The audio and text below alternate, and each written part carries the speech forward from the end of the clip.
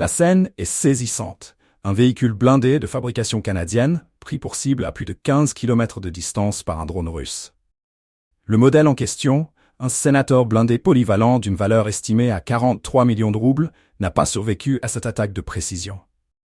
Les images diffusées par le Front populaire pan-russe et relayées par l'agence TASS montrent une destruction sans équivoque, réalisée à l'aide du drone Skvorets FPV, équipé d'une grenade anti-char cumulative capable de percer des blindages modernes. N'hésitez pas à partager vos réflexions dans les commentaires. Et pour ne rien manquer de nos prochaines analyses, abonnez-vous dès maintenant. Cette frappe marque un tournant technologique dans le conflit qui oppose aujourd'hui la Russie et l'Ukraine. En effet, le drone Skvorets, conçu pour l'attaque de cibles blindées et de positions fortifiées, démontre ici une redoutable efficacité sur des cibles en mouvement et des équipements en béton armé.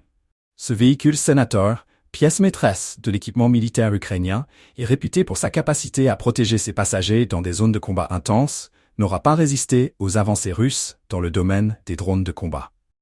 Nos combattants ont ciblé ce véhicule blindé canadien Senator, frappé par un Skvorets russe à plus de 15 km de distance, a commenté le Front populaire pan-russe ONF dans son communiqué.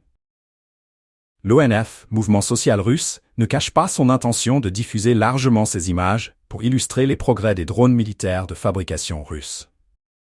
Avec cette frappe, c'est une démonstration de force et de précision à laquelle nous assistons, mettant en lumière la capacité des drones FPV à pénétrer les lignes adverses et à neutraliser des cibles d'un coût particulièrement élevé. Les drones Skvorets sont équipés de la grenade anti-char cumulative BG7VL, redoutable pour perforer les blindages et les fortifications modernes.